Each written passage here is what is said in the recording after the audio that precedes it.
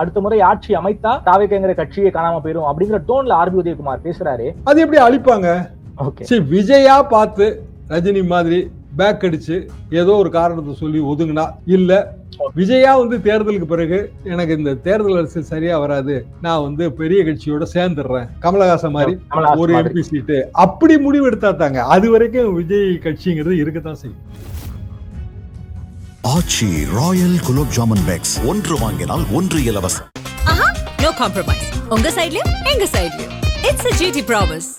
GT Holidays, South India's #1 travel brand. உங்கள் தங்க நகையை அதிக விலைக்கு விற்கவும் மற்றும் அடகில் இருக்கும் தங்க நகையை மீட்டெடுத்து அதிக விலைக்கு விற்கவும் உடனே அணுகவும் பிரைம் கோல்ட் ஹப் 9840551787. நிஜம் என்னன்னு யாருக்குமே தெரியாதுங்க. விஜய் எலெக்ஷன் முடிஞ்சாதான் தெரியும். எஸ், எலெக்ஷன் முடிஞ்சாதான் எல்லாருக்கும் தெரியும். அப்ப விஜய் தன் பலத்தை எதுன்னே டெஸ்ட் பண்ணாமலே நேரா கூட்டணி போயிடுவாரா சார்? அப்படின்னா அதிமுக தாவேகா கூட்டணியோ அல்லது என்டிஏவுக்குள்ள விஜயோ அகாமடேட் ஆவதற்கு வாய்ப்புகள் இல்லைன்னு சொல்ல வரீங்களா சார்? விஜய் கூட்டணி உருவாகும் 0% இருக்கு. நீங்களே சொல்றீங்க விஜய் அண்டர்எஸ்டிமேட் பண்ணாதீங்க, அவர்கிட்ட 20% ஓட்டு இருக்கும்னு ஃபீல்டுல ஒரு ஒப்பீனியன் இருக்குன்னு சொல்றீங்க. உண்மைன்னு நான் எடுத்துக்கிறேன். அப்ப 20% ஓட்டோட நான் வரேங்க. அதிமுகவுக்கே 20% தானே இருந்துச்சு 2024. ரெண்டு பேரும் ஒண்ணு தானே, ஆளுக்கு பாதி. அப்படின்னா பிஜேபிக்கு எங்க இடம் இருக்கு, அன்புமணிக்கு எங்க இடம் இருக்கு, தமாகவுக்கு எங்க இடம் இருக்கு? நான் ஒரு கணக்கு சொல்றேன். இப்ப பீகார் தேஜஸ்வி முதலமைச்சர் வேட்பாளர் ஆயிட்டாரு, பெரிய அளவுக்கு ஜெயிச்சிருச்சு. அப்ப காங்கிரஸ் என்ன பண்ணும்? திமுக கூட்டணியில குறைஞ்ச இடத்துக்கு ஒத்துக்கிடுமா? நிச்சயமா மாட்டாங்க. அப்ப எங்களுக்கு அதிக இடம் வேணும்னு கேட்பாங்க. எனக்கு 60 இடம் வேணுங்க. ஏன்னா பாருங்க, பீகார்ல நாங்க ஜெயிச்சிருக்கோம், 60 இடம் வேணும். 60 இடம் உங்களுக்கு யாருங்க தருவா? விஜய் தராருங்க 60 இடம். சார், பீகார் தேர்தல் தமிழ்நாட்டில் எதிரொலிக்கும்னு சொல்றீங்களே சார், எனக்கு புரியல. பீகார் கிளம் வேற, தமிழ்நாடு கிளம் வேற, எப்படி சார் எதிரொலிக்க வாய்ப்பு இருக்கு? பீகார் தேர்தல்ல முக்கியமான தேசிய கட்சிகள் எது? காங்கிரஸ், பாஜக தான். அது தமிழ்நாட்டுல யாரு? தமிழ்நாட்டிலேயே காங்கிரஸ், பாஜக தான். பீகார் தேர்தல்ல காங்கிரஸ் பெரிய அளவுக்கு வெற்றி பெற்றால் ராகுல் காந்தியோட கான்பிடன்ஸ் லெவலும் பார்கெனிங் கெபாசிட்டியும் கூடும், அதிகமாகும் சார். நிச்சயமா நான் இல்லைன்னு அதேதான் பிஜேபிக்கும். அப்ப பிஜேபியும் காங்கிரஸும் அடையிற வெற்றி தமிழ்நாடு தேர்தலை எப்படி எதிரொலிக்காதுன்னு நினைக்கிறீங்க? எப்படி பார்த்தாலும் திமுக 120 இடத்துல நின்றுதாங்க ஆகணும். அவங்க கையில 74 சீட்டு தான் இருக்கு, அதிகபட்சம். அதோட குறையத்தான் பார்ப்பாங்க அவங்க. 74ல ஒரு 6 இல்லைன்னா 8 சீட்டு உதிரி கட்சிக்கு போயிடும். அதாவது 2 சீட்டு 1 சீட்டுக்கு போயிடும். எஃபெக்டிவா பிரிச்சு கொடுக்கறதுக்கு 65ல இருந்து 67 சீட்டு இருக்கும், அவ்வளவுதான். எத்தனை கட்சிகளுக்கு பிரிச்சு கொடுக்கணும்னு பாருங்க. சிபிஐ, சிபிஎம், காங்கிரஸ் 3 சேர்ந்தே ஒரு பெரிய பிளாக். விசிக அது ஒரு தனி பிளாக். மதிமுக அவங்க எவ்வளவு கொடுக்க போறாங்கன்னு தெரியல. அதை கூட நான் அந்த சின்ன கட்சி ரேஞ்சில தான் இப்ப வச்சிருக்கேன். 2 இல்லைன்னா 3 அப்படிக்குள்ளதான் போகும். அது புதுசா யாராவது சேர்த்தாங்கன்னா அது ஒண்ணு. பாட்டியெல்லாம் உண்மையிலே இடம் இல்லைங்க பிரிச்சு கொடுக்கறதுக்கு. நேயர்களுக்கு அன்பு வணக்கம். இன்று நம்மோடு மூத்த பத்திரிகையாளர் திருமிகு தராசு ஷியாம் அவர் இருந்துள்ளார். வணக்கம் ஷியாம் சார். வணக்கம் தாமரை சார், நல்லா இருக்கீங்களா? நல்லா இருக்கு சார், மகிழ்ச்சி சார். சார், நேற்றைக்கு ஆர்பி உதயகுமார் ஒரு பேட்டி ஒண்ணு கொடுத்திருந்தாரு. மீண்டும் திமுக ஆட்சி அமைத்து விட்டால் தமிழ்நாட்டுக்கு ஆபத்து, அதை விட டிவிகேவுக்கு ஆபத்து, டிவிகேவை ஆண்டவனாலும் காப்பாற்ற முடியாதுங்கிற ஒரு ஸ்டேட்மெண்ட்டை சொல்லியிருக்காரு. அதாவது அதிமுக பாஜக கூட்டணி போவதற்கு முன்பே விஜயோடு ரகசிய பேச்சுவார்த்தை, விஜய் கூட்டணிக்கெல்லாம் முயற்சி பண்ணிக்கிட்டு இருந்தாங்க. அதன் காரணமாக தான் டெல்லி அதிமுகவோடு கூட்டணி வச்சாங்க. இப்போ உள்ளுக்குள்ள இருந்தே ஒரு குரல்கள் எழும்பி இருக்கு. பாஜகவில் இருந்து விஜய் அப்ரோச் பண்ணுவதாக தகவல். என்ன சார் நடந்துகிட்டு இருக்கு? குறிப்பாக திமுக அந்த அளவுக்கு தாவேகாவுக்கு நெருக்கடி கொடுக்கவில்லை. அப்படி இருந்தாலும் அடுத்த முறை ஆட்சி அமைத்தா தாவேகாங்கிற கட்சியை காணாம போயிரும் அப்படிங்கிற டோன்ல ஆர்பி உதயகுமார் பேசுறாரு. இது நாம எப்படி புரிஞ்சுக்கிறது? இதற்கான விடையை பிபிசி தமிழ்ல நிர்மல் குமார் கொடுத்திருக்காரு. இந்த கேள்விக்கான விடையை அவர் என்ன சொல்லியிருக்காரு அப்படின்னா, அவரவர்கள் தேவைக்கு நாங்க பலிகடை ஆக முடியாது. அவரவர்களுக்கு ஒரு தேவை இருக்கு, அதுக்கு நாங்க எப்படி பலிகடை ஆக முடியும்? ரொம்ப ஷார்ட்டா சொல்லியிருக்காரு. ஆனா கரெக்ட் தான் நான் நினைக்கிறேன். அதிமுக தேர்தலுக்கு தாவேகா பலிகடை ஆக முடியாது, தாவேகா தேர்தலுக்கு அதிமுக பலிகடை ஆக முடியாது. இதான இயற்கைக்கும்.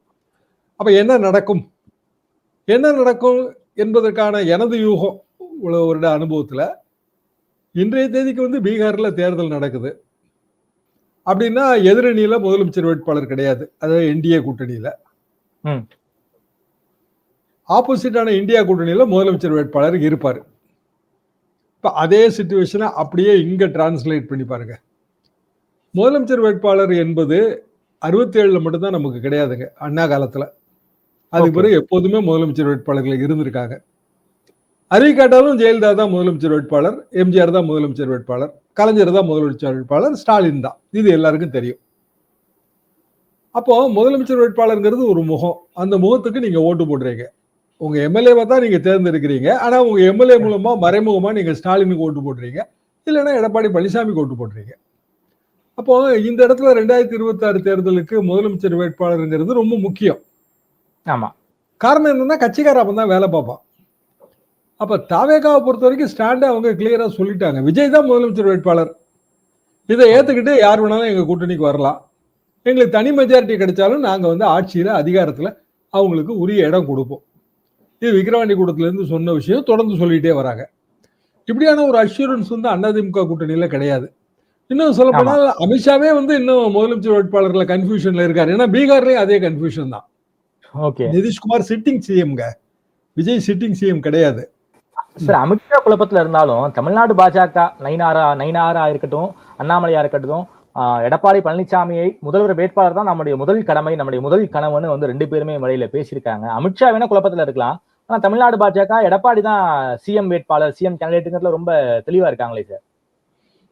பீகார்ல இதே மாதிரி தாங்க. பிஜேபி லோக்கல் பிஜேபி என்ன சொல்லுச்சுன்னா நிதிஷ்குமார் தான் முதலமைச்சர் வேட்பாளர்னு சொல்லுச்சு. சரி.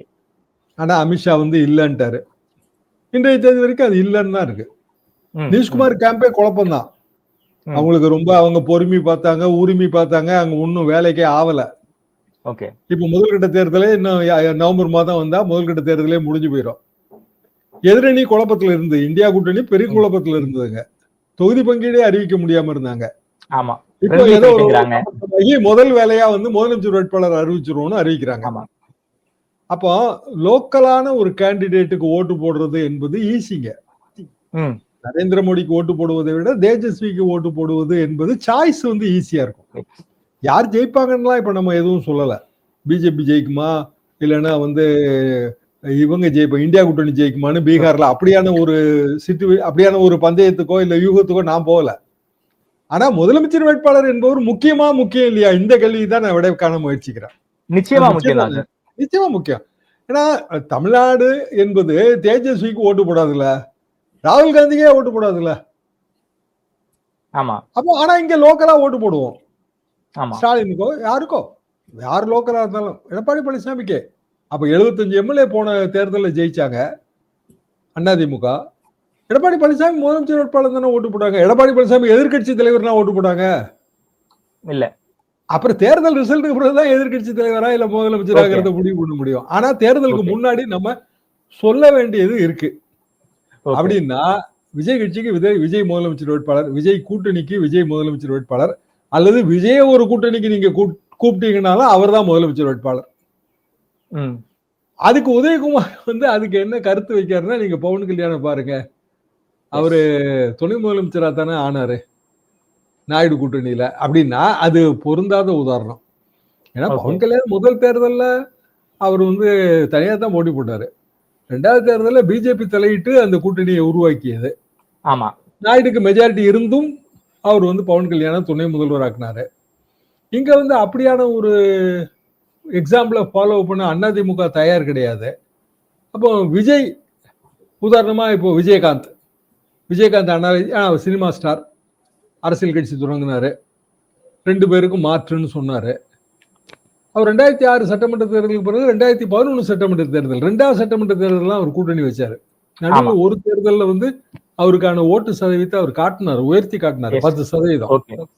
விஜய்கிட்ட அப்படியான 10%, 5%, 15% எல்லாமே கணக்குல தான் இருக்கு. விமர்சகர்களோட கற்பனையில இருக்கு, இல்ல எங்களை மாதிரி சீனியர் ஜேர்னலிஸ்டோட யூகத்துல இருக்கு. நிஜம் என்னன்னு யாருக்குமே தெரியாதுங்க. விஜய் முடிஞ்சாதான் தெரியும். எலெக்ஷன் முடிஞ்சாதான் எல்லாருக்கும் தெரியும், எல்லாத்துக்கும் தெரியும். அப்ப விஜய் தன் பலத்தை எதுன்னே டெஸ்ட் பண்ணாமலே நேரா கூட்டணி போயிடுவாரா? அவர் படத்தை டெஸ்ட் பண்ணி 6% ஓட்டு, இதுக்கு மேல நமக்கு வாய்ப்பு இல்லைன்னு தெரிஞ்ச பிறகு தானே அப்புறம் கூட்டணி பேசினாரு, திமுக கூட்டணிக்கு போனாரு. ஆமா சார், அவங்க என்ன நினைக்கிறாங்கன்னா, திமுகவை வீழ்த்தணும் அப்படின்னா ஒரு பலமான கூட்டணி வேணும்னு அதிமுகவும் நினைக்கிறாங்க, பாஜகவும் நினைக்கிறாங்க. விஜய் பல இடங்கள்ல நாம சர்வே பண்றவங்கள்ட்ட கேட்கும் போது விஜய் எல்லாருமே அண்டர் எஸ்டிமேட் பண்ணாதீங்க, அவர் 15 இருந்து 20 வரைக்கும் வாங்குவாருங்கிற குரலை எல்லாருமே சொல்றாங்க, கிரவுண்ட்ல இருக்கிறவங்களும் சொல்றாங்க. சோ இந்த கணக்குகள் நம்மளை விட அரசியல் கட்சிகளுக்கு நல்லாவே தெரியும். விஜய நாம கூட்டணிக்குள்ளார இழுத்து போட்டு விட்டா ஒரு மெகா கூட்டணியை நாம வந்து கட்டமைத்து விடலாம். அது திமுகவுக்கு மிக கடுமையான ஒரு போட்டியா இருக்கும். எப்படி திமுக கூட்டணி ஒற்றுமையா இருக்குன்னா அவங்க பாஜக பூச்சாண்டியை காட்டி அவங்க வந்து கூட்டணியை கட்டமைச்சிருக்காங்க. அதே மாதிரி வந்து அதிமுக நினைக்கிறாங்கன்னா திமுக பூச்சாண்டியை காட்டி விஜய் நாம எப்படியாவது உள்ளார கொண்டு வந்துடும் நினைக்கிறாங்க. இது நடக்க வாய்ப்பு இருக்கா? வாய்ப்புன்னா விஜய்க்கு என்ன குடுப்பீங்க? அந்த கேள்விக்கு பதில் நான் வர்றேங்க, என்னோட 15% ஓட்டை வந்து அது கற்பனையில இருந்தாலும் நிஜத்துல இருந்தாலும் உங்களுக்கு தரேன். 2% ஓட்டை நான் தரேங்க, எனக்கு எத்தனை சீட்டு தருவீங்க? எந்த கூட்டணியிலையும் பொதுவான கேள்வி, கட்சி பேரே நான் கேட்கல. என்கிட்ட ஐயா என்கிட்ட 2% ஓட்டு இருக்கு. 3% 4% ஓட்டு வச்சிருக்க காங்கிரஸ் கட்சிக்கு 25 சீட்டு 30 சீட்டு ஒரு தடவை 63 சீட்டு கொடுக்குறாங்க. 63 சீட்டு கொடுத்தாங்க. என்னன்னா த்ரோட்டு தமிழ்நாடு ஏதோ ஒரு ஓட்டு இருக்கும், அது நமக்கு வெற்றிக்கு உதவுங்கிற கணக்கு. இப்ப நீங்களே சொல்றீங்க விஜய் அட்ரஸ்மெண்ட் பண்ணாதீங்க, அவர்கிட்ட 20% ஓட்டு இருக்கும்னு ஃபீல்டுல வந்து ஒரு ஒப்பீனியன் இருக்குன்னு சொல்றீங்க. உண்மைன்னு நான் எடுத்துக்கிறேன். விஜயும் சர்வே எடுத்திருப்பாரு, எல்லாரும் சர்வே எடுத்திருப்பாங்கன்னு வைங்களேன். சர்வே எடுக்காம யார் இருக்கா? அப்ப 20% ஓட்டோட நான் வரேங்க. அதிமுகவுக்கே 20% தானே இருந்துச்சு 2024. ரெண்டு பேரும் ஒண்ணு தானே, ஆளுக்கு பாதி. அப்படின்னா பிஜேபிக்கு எங்க இடம் இருக்கு, அன்புமணிக்கு எங்க இடம் இருக்கு, தமாகவுக்கு எங்க இடம் இருக்கு? அதாவதுங்க இது ஆசையெல்லாம் சரிதான். ஒரு பலமான கூட்டணி வீழ்த்தணும்னா எல்லாரும் சேரணுங்கிறது சரிதான். இப்ப எல்லாரும் சேர்ந்து ஆளுக்கு 40 சீட்ல நிப்பாங்களா? கஷ்டம், முடியாது. அது எப்படிங்க முடியும்? எப்படி சாத்தியம்? கட்சியில ஆஸ்பிரண்ட் இருக்கான்ல. அதிமுகல 234 தொகுதிக்கு 1000 பேர் விருப்ப மனு கொடுப்பாங்க, இல்ல 2000 பேர் கொடுப்பாங்க. ஒரு தொகுதிக்கு குறைஞ்சது 5 பேர், அதிகபட்சம் 10 பேர் விருப்ப மனு கொடுப்பாங்க. 200 தொகுதிக்கு 2000 பேர் போட்டி போட தயாரா இருக்கும் போது 200 தொகுதியில 100 தொகுதியை தூக்கி ஒருத்தர் கொடுக்க முடியாதுல்ல. ஓகே சார், 40 சீட்டு கொடுத்து துணை முதல்வர் ஆஃபர் பண்றாங்க, விஜய் வேணாம்னு சொல்ல மாட்டாரா? எப்படிங்க அவர் ஒத்துக்குவாரு? அதுக்கு எனக்கு அந்த கணக்கே புரியல. நீங்க வந்து உங்கள்கிட்ட 15% 20% ஓட்டு இருக்குன்றீங்க. என் தலைமையில நான் ஒரு கூட்டணி அமைச்சு நான் முதலமைச்சர் ஆகணும்னு நினைக்கிறேன். நான் தாங்க விஜய். என்கிட்ட 20% ஓட்டு இருக்குன்னு ஃபீல்டுல சொல்றாங்கன்னு நீங்க தான் சொல்றீங்க. ஆமா, அப்படியே நான் எடுத்துக்கிறேன். என்கிட்ட 20% ஓட்டு இருக்கு, அதிமுக 20% தான் ஓட்டு இருக்கு. அதிமுக தலைமையில ஒரு கூட்டணி, என் தலைமையில ஒரு கூட்டணி, அவ்வளவுதானே. நான் ஒரு கணக்கு சொல்றேன். இப்ப பீகார் தேஜஸ்வி முதலமைச்சர் வேட்பாளர் ஆயிட்டாரு, எதிர்பாராத விதமா பெரிய அளவுக்கு ஜெயிச்சிருச்சு. அப்ப காங்கிரஸ் என்ன பண்ணும்? திமுக கூட்டணியில குறைஞ்ச இடத்துக்கு ஒத்துக்கிடுமா? நிச்சயமா மாட்டாங்க. அப்ப எங்களுக்கு அதிக இடம் வேணும்னு கேட்பாங்க, விலக மாட்டாங்க. அதிக இடம் வேணும்பாங்க. திமுகவில் கொடுக்க முடியாது. சரிங்க, பரவாயில்ல, நம்ம வந்து தேசிய அளவுல கூட்டணியில இருப்போம், மாநில அளவுல மாறுவோம். இப்ப என்ன கேரளால கம்யூனிஸ்டும் காங்கிரஸும் சேர்ந்த கூட்டணியில் நிக்குது இல்ல. தேசிய அளவுல அவங்க இந்தியா கூட்டணியில் தானே இருக்காங்க கம்யூனிஸ்ட் கட்சி. மாநிலத்துல எதிர்த்து போட்டி போடுறாங்கல்ல. அதே மாதிரி நம்ம இங்க வந்து மாநிலத்துல எதிர்த்து போட்டி போடுவோம். எங்களுக்கு வந்து அதிக இடம் வேணும், கட்சிக்காரன் நான் திருப்திப்படுத்தணும், எனக்கு 60 இடம் வேணுங்க. ஏன்னா பாருங்க, பீகார்ல நாங்க வந்து ஜெயிச்சிருக்கோம், 60 இடம் வேணும். 60 இடம் உங்களுக்கு யாருங்க தருவா? விஜய் தராருங்க 60 இடம். விஜய்க்கு லாபம். அதாவது அவர் முதலமைச்சர் கேண்டிடேட்டுங்கிறதுல எந்த குழப்பமும் இப்ப இல்ல. அவர்கிட்ட 20% இருக்கு. காங்கிரஸ் கட்சிட்ட ஆவரேஜா 4% 5% இருக்கு. டிடி தினகரன் 2% 3% இருக்கு. புதிய தமிழக கிருஷ்ணசாமி. அப்ப டாக்டர் ராமதாஸ் என்ன பண்ணுவாரு? சரி, நானும் வரேன் இந்த கூட்டணிக்கு, சமூக நீதி தான் காப்பாற்றணும், வன்னியர்களுக்கு 10.5% இட ஒதுக்கீடு உறுதி செய்யணும், இல்லைன்னா 15% இட ஒதுக்கீடு தரணும், நானும் வரேன் அப்படின்னாருன்னா என்ன பண்ணுவீங்கன்னு கேக்குறேன். பிளேயர்ஸுங்க கிரவுண்ட் பத்தல, 2 டீம் விளையாடுச்சுன்னா ஓகேங்க. 4 பேரு பிளேயர்ஸோட எண்ணிக்கை ரொம்ப ரொம்ப ஜாஸ்தி. அப்போ சும்மா வந்து திமுக வீழ்த்தணும், எல்லாரும் ஒன்னா சேரணும், ரைட்டு தான். திமுக கூட்டணியிலே ஒன்னா சேருவாங்களான்னு தெரியலையா? கட்சிக்கு ஆசை இருக்கா இல்லையா? எந்த கட்சிக்கும் நிச்சயமா இருக்கு. விசிகாவுக்கும் அந்த ஆசை இருக்கும்ல. ஆசை இருக்கு, காங்கிரஸுக்கும் இருக்கு, எல்லாருக்கும் இருக்கு. சிபிஎம் இப்பவுமே சொல்லுது எங்களுக்கு கூட சீட் வேணுங்க, கூட சீட் வேணும்னா என்ன பக்கத்து மாநிலத்துல இருந்தா சீட்டு கொடுக்க முடியும்? இருக்கிற 234 நீங்க பிரிக்க முடியும். அப்படின்னா இதை 4வது அணி 5வது அணி 6வது அணியை நோக்கி போற கதை. ஓகே சார், அப்படின்னா அதிமுக தாவேகா கூட்டணியும் அல்லது என்டிஏவுக்குள்ள விஜயோ அகாமடேட் ஆவதற்கு வாய்ப்புகள் இல்லைன்னு சொல்ல வரீங்களா சார்? விஜய் தலைமையோட கூட்டணி உருவாகும் 0% இருக்கு. ஓகே, என்ன காரணம்னா அந்த அவங்க grown in size. இப்போ அண்ணா யார பழைய கணக்கை வச்சுதான் நீங்க போடுறீங்க. விஜய்கிட்ட பழைய கணக்கு இல்ல. ஆமா, எல்லாம் கெஸ்டிமேட் தான், எஸ்டிமேட் கிடையாது. கெஸ்டிமேட்ல ஆளுக்கு ஒரு சதவீதம் சொல்றீங்க. 10% சொல்றவங்களும் இருக்காங்க, 20% சொல்றவங்களும் இருக்காங்க. அதெல்லாம் இல்லைங்க 4-5% தான் சொல்றவங்களும் இருக்காங்க. நிஜமாவே தெரியாது.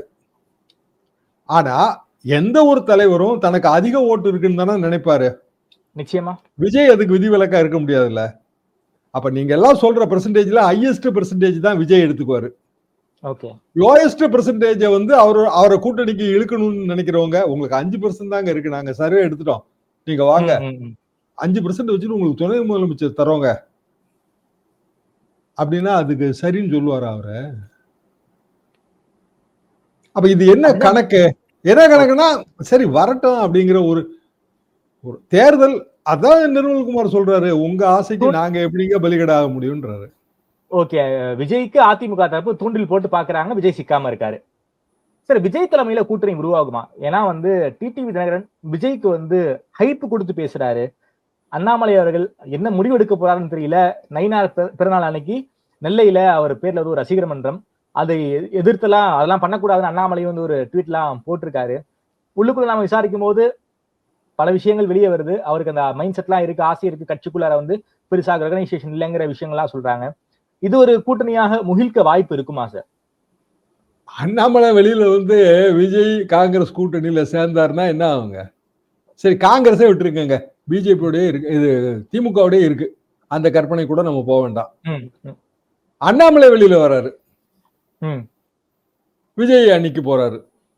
ஓகே, ஒண்ணுமே அண்ணாமலையும் வர வேண்டாங்க, விஜய் தனி அணி, யார் வேணாலும் வாங்க, எனக்கு வந்து 150 சீட்ல நான் நிற்பேன், மிச்சம் இருக்கிற சீட்டு நான் பகிர்ந்து தரேன், எல்லாருக்கும் மந்திரி சேவையில இடம் உண்டுன்னா எத்தனை பேர் இங்க வரிசையில் நிற்பாங்கன்னு நினைக்கிறீங்க? என்ன காரணம்னாங்க, ஒவ்வொருத்தருக்கும் அவங்கவுங்க தொகுதியில ஜெயிக்கணுங்கிறது ஒரு அடிப்படை நோக்கம். ஓகே, இப்ப டிடிவி அவருக்கு சில தொகுதிகளில் குறிப்பிடத்தகுந்த ஓட்டு இருக்குன்னு நமக்கே தெரியும். ஒரு 5 தொகுதியில இருக்குன்னு வச்சுக்கோ, சும்மா நான் ஒரு இதுக்காக சொல்றேன், ஒரு கணக்குக்காக 5 இருக்கலாம், கூடவும் இருக்கலாம். 5 தொகுதியில டிடிவிக்கு ஒரு குறிப்பிடத்தகுந்த ஓட்டு இருக்கு. சே ஃபார் எக்ஸாம்பிள் 20% இருக்கு. 2 லட்சம் ஓட்டுல 40,000 ஓட்டு அவர் வச்சிருக்காரு. அப்ப வெற்றிக்கு தேவையானது பேலன்ஸ் இன்னொரு 20,000 இல்லைன்னா 25,000 தான். அது விஜய்கிட்ட இருந்து வந்துரும்ல. ஓகே, நீங்க சொல்ற 20% கணக்கு வேண்டாம், 15% கணக்கு வேண்டாம், ஒரு குறிப்பிடத்தகுந்த ஓட்டு விஜய்கிட்ட இருந்து வரும்ல. இதுல விஜய் ரசிகர்களுக்கு ஏமாற்றம் இருக்காது. அதாவது நம்ம தலைவர் தாங்க முதலமைச்சர் வேட்பாளர், ஓகே, அவருக்கு நம்ம ஓட்டு போடுறதா நினைச்சுக்கிட்டு சிவகங்கையிலயோ இல்ல வந்து எங்கேயாவது தஞ்சாவூர் ஒரத்தநாட்டிலயோ நம்ம டிடிவிக்கு ஓட்டு போடுறோம், டிடிவி கேண்டிடேட்டுக்கு ஓட்டு போடுறோம். எவ்வளவு நம்ம தலைவரை விட்டு கொடுக்காம எப்படி பேசுறாரு பாருங்க, எவ்வளவு புகழ்ந்து சொல்றாரு. அப்படியே அவன் நினைப்பான். ஆனா அதிமுக நம்ம தலைவரை விட்டு கொடுக்கலங்க, கரூர்ல பெரிய கஷ்டம், அந்த கஷ்டத்துலயும் வந்து தலைவரை விட்டு கொடுக்கல, புகழ்ந்தெல்லாம் பேசுறாங்க. ஆனா நம்ம தலைவர் முதலமைச்சர் கிடையாதுங்க, எடப்பாடி பழனிசாமி தான் முதலமைச்சர். ஓகே, நான் ஒரத்தநாட்டுல அவங்களுக்கு ஓட்டு போடணும். ரெண்டுக்கு இடையில உள்ள அந்த உளவியலை நீங்க ஓகே சார். விஜய் தலைமையில கூட்டணி உருவானா யார் சார் அகாமடேட் ஆக வாய்ப்பு இருக்கு? அதாவது விஜய் அதிமுக கூட்டணிக்கு அதாவது இது எப்படி நாங்க தேர்தல் நேரத்துல எல்லாரும் எடுக்கிற முடிவு அப்படிதான் இருக்க முடியும். சரி, 96-2001 ஆட்சி காலத்துல பொற்கால ஆட்சிங்க, திமுக நல்ல ஆட்சி. ஆமா, கலைஞர் வந்து அதுல ரொம்ப கான்பிடண்டா இருந்தார், இந்த ஆட்சி தொடரும், பொற்கால ஆட்சி. இப்ப திராவிட மாடல் ஆட்சிங்க, அது அப்போ வெறுமனே கலைஞர் மாடல் தான் பொற்கால ஆட்சி. பொற்கால ஆட்சிக்கு பக்கபலமாக பல கட்சிகள் இருந்தன. ஆமா, முதல்ல பிரிஞ்சது யாரு அப்படின்னா மூப்பனார் ஐயா தான். என்ன காரணம்னா பிஜேபியோட 2000 கூட்டணின்னா எங்களுக்கு நோ சான்ஸுங்க. இப்ப இங்க இருக்கிற அதே நிலைமை தாங்க, பிஜேபியோட கூட்டணின்னா நோ சான்ஸ். 2001 சட்டமன்ற தேர்தலில் பிஜேபி கூட்டணின்னா அவர் 99லயே அவர் போயிட்டார். 99 பாராளுமன்ற தேர்தல் வந்துச்சு, அப்பவுமே வெளியில போயிட்டாரு. ஏன்னா சில அடிப்படையான விஷயங்கள் காம்ப்ரமைஸ் பண்ண முடியாது. ஓகே. அப்புறம் வரிசையா ஒவ்வொருத்தரா போக ஆரம்பிச்சாங்க. கடைசியில கலைஞர்கிட்ட மிச்சம் இருந்தது வெறுமனே ஒரு 5 கட்சி, 5 கட்சியுமே ஜாதி கட்சி தான். ஜாதி கட்சிகள் தான். ஆமா, ஜாதி கட்சி தான். கூட்டணி பலம் இல்லாமலே போயிருச்சு. ஆட்சி பேர்ல பெரிய அவப்பெயர்லாம் கிடையாது. ஆனா ஆட்சி மீண்டும் வர முடியல. ஆமா. என்னன்னா அந்த கூட்டணி பலம் தேவைப்படுதுங்கிறத உதாரணம் தான். ஆனா 5 அணி 4 அணி 5 அணின்னு நின்னுச்சுன்னா கேம் யார் பக்கம் வேணாலும் போகும். ஓகே. விஜய்க்கு ஒரு லாபம் இருக்கு. முதலமைச்சர் ஆக முடியாட்டாலும் தன் சொந்த பலத்துல இவ்வளவு சதவீத ஓட்டு, இவ்வளவு சீட்டு கிடைச்சது, ஒருவேளை நம்ம எதிர்கட்சி தலைவர் ஆயிரலாம், அந்த கணக்கு இருக்கும். ஓகே. எல்லாரும் காங்கிரஸ் எடுக்காம வைக்கிறீங்க. நீங்க பீகார் தேர்தல் ரிசல்ட்டுக்கு பிறகு ரொம்ப மாறும். பிஜேபியும் மாறுங்க. இதே அப்படியே தலைகளை திருப்பி போட்டு பாருங்க. பிஜேபி பெரிய அளவுக்கு ஜெயிச்சிருச்சு. தேஜஸ்வி தான் முதலமைச்சர் வேட்பாளருங்க. ஆனா முதலமைச்சர் வேட்பாளரே இல்லாமலேயே பிஜேபி ஜெயிச்சிருச்சுன்னு வச்சுக்கோம். இந்தியா கூட்டணிக்குள்ள குழப்பம் இருக்குன்னு நமக்கே தெரியும். ஆமா. அப்படின்னா அதே பிஜேபி தமிழ்நாட்டுல என்ன சொல்லுன்னா பாருங்க, மோடி தலைமைக்கு அமித்ஷா வியூகத்துக்கு கிடைச்ச வெற்றி. நீங்க என்ன எங்களுக்கு 25 சீட்டு தான் தரேன்னு சொல்றீங்க, எங்களுக்கு 50 சீட்டு வேணுங்கம்பாங்க. இங்க அதிமுக பலவீனமா தான் இருக்கு. அப்ப அண்ணாமலை என்ன சொல்லுவாருன்னா, ஆமா நான் முதல்ல இருந்து அதான் சொல்லிட்டு இருக்கேன், பாராளுமன்ற தேர்தலில் பிஜேபி 18%, அதிமுக 20%, ஆக மொத்தம் 38 நம்பிதான் இப்ப நம்ம நிக்கிறோம். அப்ப எங்களுக்கு எவ்வளவு சீட் நீங்க கொடுக்கணும்பாங்க. பாதிக்கு பாதி. பீகார் தேர்தல் இங்க எதிரொலிக்கும். அது நிறைய பேர் அதை எடுத்துக்கிற மாதிரி தெரியல. ஓகே. சோ இல்ல சார், பீகார் தேர்தலுக்கு முன்னாடியே காங்கிரஸ் மேலிட பொறுப்பாளர் கிரீஷ் ஷோடங்கர் அவர் என்ன பேசினார்னு உங்களுக்கே தெரியும். தமிழக காங்கிரஸ் சட்டமன்ற குழு தலைவர் ராஜேஷ்குமார் என்ன பேசினாருன்னு தெரியும். உள்ளுக்குள்ளேயே ஒரு கலகக்குரல் இருக்கு போல இருக்கே சார். இந்த ராஜேஷ்குமார் அவரு கன்னியாகுமரி டிஸ்ட்ரிக்ட்டுங்க. கன்னியாகுமரி டிஸ்ட்ரிக்ட்ல எப்போதுமே கேரளா பாலிடிக்ஸ் எதிரொலிக்கும். சரி சரி. பார்டர் ஏரியா எப்பவுமே. திமுக அதிமுக செல்வாக்கை விட காங்கிரஸ் பிஜேபி செல்வாக்கு அங்க ஜாஸ்தி. ஆமா ஆமா. கேரளா காங்கிரஸ் என்ன நினைக்குது அப்படின்னா, கேரளால விஜய்க்கான ரசிகர்கள் இருக்காங்க சார், பெரிய கூட்டம் சார் அங்க. நம்ம ஊர்ல எவ்வளவு இருக்கோ அதே கூட்டம் கேரளால இருக்கு. நம்ம கூட்டணிக்கு அவர் வந்தா பெரிய பிரச்சார பீரங்கியா இருப்பாரு, பிரச்சார முகமா இருப்பாரு, சீட்டெல்லாம் கூட கொடுக்க வேண்டியது இல்ல. அப்படின்னா வேணுகோபால் ஆகிய நான் அப்படின்னு கேசி வேணுகோபால் முதலமைச்சர் பதவி பிரமாணம் எடுத்துக்கொள்வது என்பது எளிது. கரெக்ட். அதனாலதானங்க வேணுகோபால் இங்க கரூருக்குலாம் வராரு. Okay okay. சரி, அவங்களுக்கு திட்டம் இருக்கு, மனதளவுல நிறைவேற்றுவாங்களான்னு நமக்கு தெரியாது சார். எனக்கு புரியுது சார். அதாவது காங்கிரஸ்க்கு கேசி வேணுகோபாலுக்கு ஸ்டேட் ஆஸ்பிரண்ட்டுக்காக அப்படி பேசுறாங்க. ஆனா நேஷனல் ஆஸ்பிரண்ட் ஒண்ணு இருக்குல்ல, அதுதானே காங்கிரஸ்க்கு முக்கியம். 40 தமிழ்நாட்டுல இருந்து இருக்காங்க. அதாவது இந்த இடத்துல என்ன நம்ம பாக்குறோம்னா, 40 எம்பி இருக்காங்க. ராகுல் காந்தி பேச எந்திரிச்சா அவங்கதான் பார்லிமெண்ட்ல ஷவுட்டிங் குரல் கொடுப்பாங்க அப்படின்னு நம்ம நினைக்கிறோம். இது எல்லாமே பீகார் தேர்தலுக்கு முந்தைய நிலைமை. ஓகே. பீகார் தேர்தலில் காங்கிரஸ் கட்சி பெரிய அளவுக்கு ஃபேர் பண்ணிடுச்சுன்னா ராகுல் காந்தியோட ஓட் ஷோர் யாத்திரைக்கு கிடைச்ச வெற்றியுமாங்க. ஓகே. அப்படின்னா ராகுல் காந்தியே அவரே குரல் எழுப்பக்கூடிய அளவுக்கு அவருக்கு அந்த ஷவுட்டிங் கெப்பாசிட்டி வந்துடும். இப்ப மகாராஷ்டிரால யூனிஃபைடு சிவசேனா காங்கிரஸ் கூட்டணி இப்ப எல்லா தேர்தலையும் அவங்க அப்படிதான் நாங்க போட்டி போட போறோம்னு சொல்லிட்டாங்க. இந்த உள்ளாட்சி தேர்தல்கள், பம்பாய் முனிசிபல் கார்பரேஷன் இதுல எல்லாம் வெற்றி அடைஞ்சாங்கன்னா அவங்களுக்கு அதுல வேல்யூ கூடிரும். வெஸ்ட் பெங்கால்ல பெரிய அளவுக்கு பிஜேபி தோல்வி அடைஞ்சா பிஜேபி வேல்யூ இறங்கும். தேர்தலுக்கு தேர்தல் மாறுற விஷயங்க. சரி, 240 சீட்டு தாங்க மோடி எடுத்தாரு. மோடி அவ்வளவுதாங்க செல்வாக்கு போயிருச்சுன்னு சொன்னாங்களா இல்லையா? அதுக்கு பிறகு வரிசையா சட்டமன்ற தேர்தல் ஹரியானா உட்பட எல்லாம் ஜெயிச்சாங்க பிஜேபி. இல்லங்க மோடி தாங்க அன்டிஸ்பியூட்டட் லீடர்னு இப்ப மாத்தி சொல்றாங்க. ஆமா. என்னன்னா எல்லாமே தேர்தல் தான் நம்ம அனலைஸ் பண்ண முடியும்.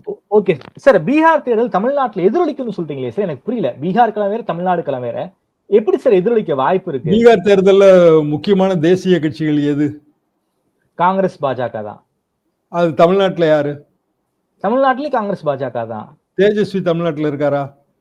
இல்ல, கிடையாது. அப்ப பிஜேபியும் காங்கிரஸும் அடையிற வெற்றி தமிழ்நாடு தேர்தல் எப்படி எதிரொலிக்காதுன்னு நினைக்கிறீங்க? பீகார் தேர்தல்ல காங்கிரஸ் பெரிய அளவுக்கு வெற்றி பெற்றால் ராகுல் காந்தியோட கான்பிடன்ஸ் லெவலும் பார்கெனிங் கெபாசிட்டியும் கூடும், அதிகமாகும் சார். நிச்சயமா.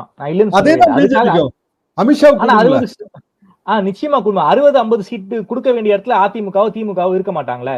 அந்த காலம் வேற இங்க காலம். இது நம்ம இப்ப போடுற எல்லா கால்குலேஷனும் வந்து ரொம்ப ரொம்ப கெஸ்டிமேட்டா இருக்கு.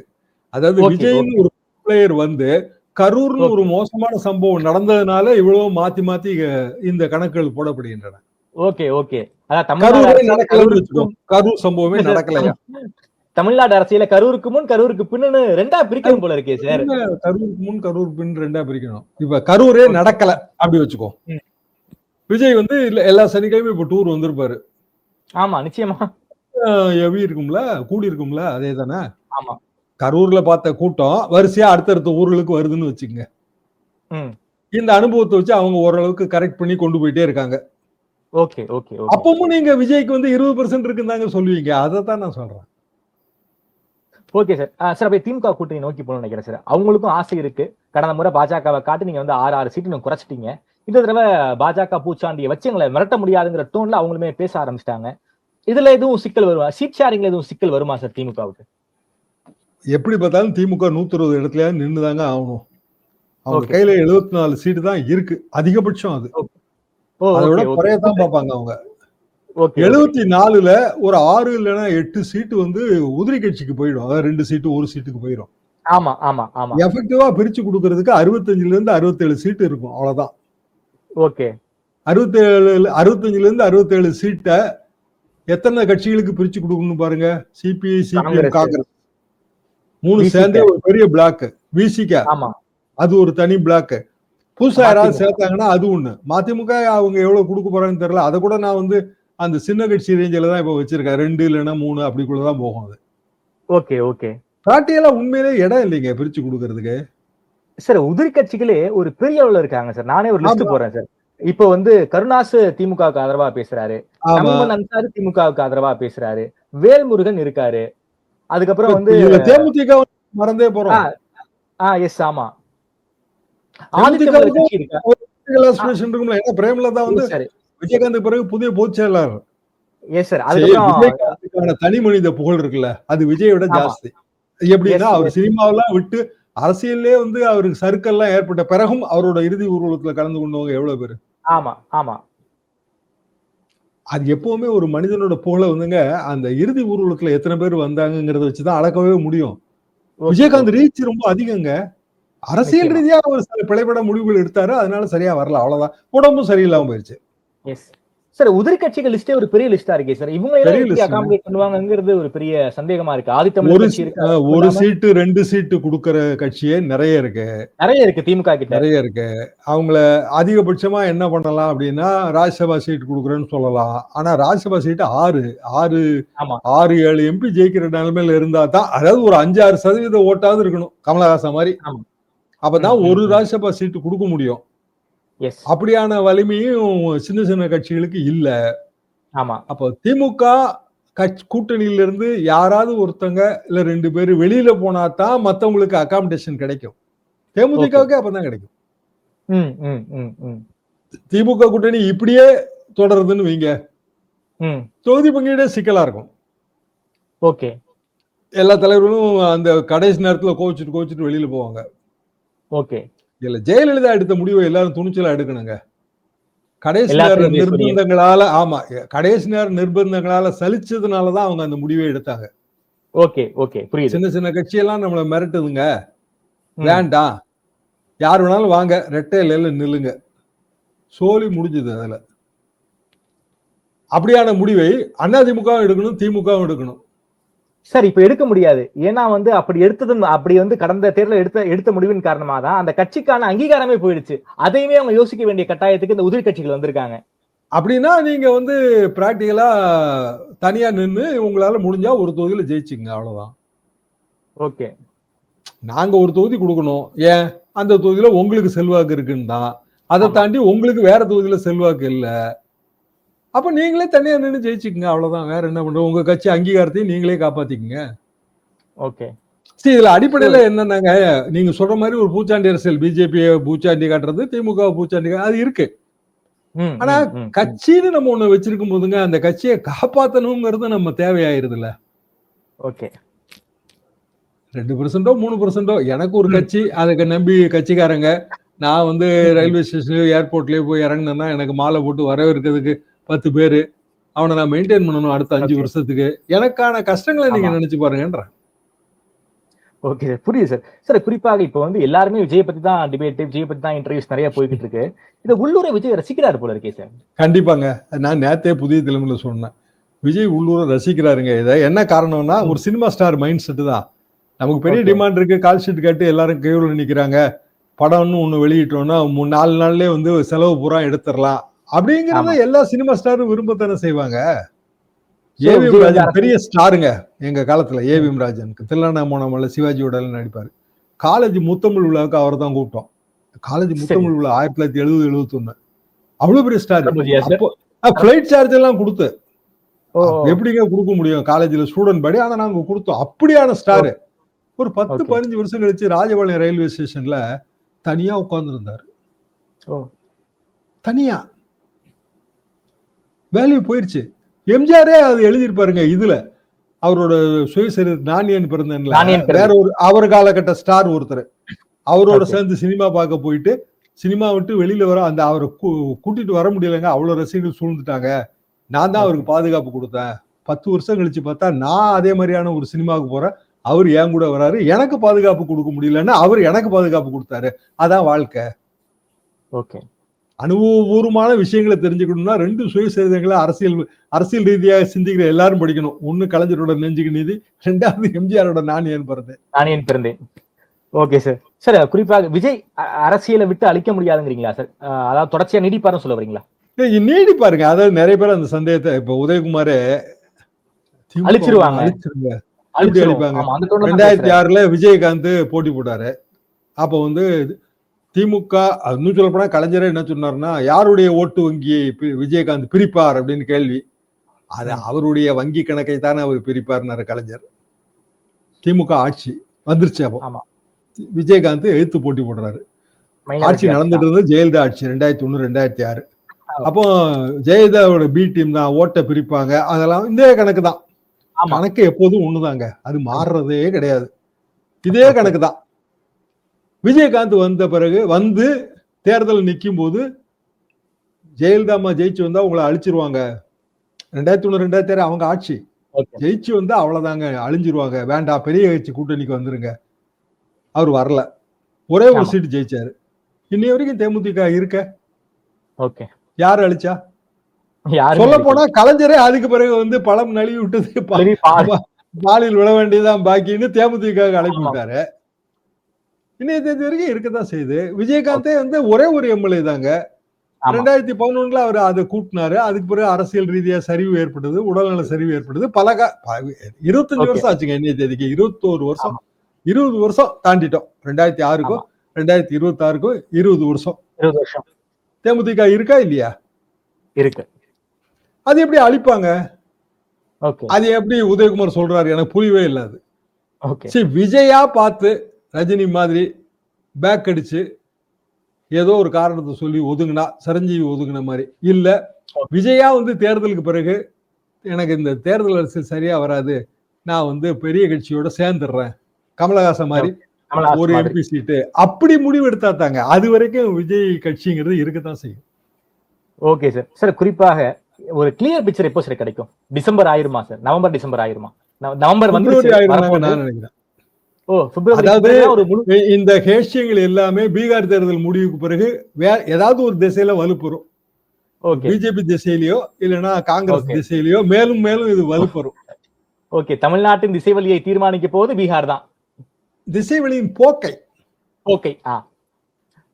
ஓகே சார், ரொம்ப நன்றி சார். குறிப்பாக தமிழ்நாடு அரசியல பீகாரோடு கம்பேர் பண்ணி கம்பேரிட்டிவ் ஸ்டடியாக கொடுத்திருந்தீங்க. நேரம் கொடுத்து பேசியமைக்கு நன்றி ஷியாம் சார்.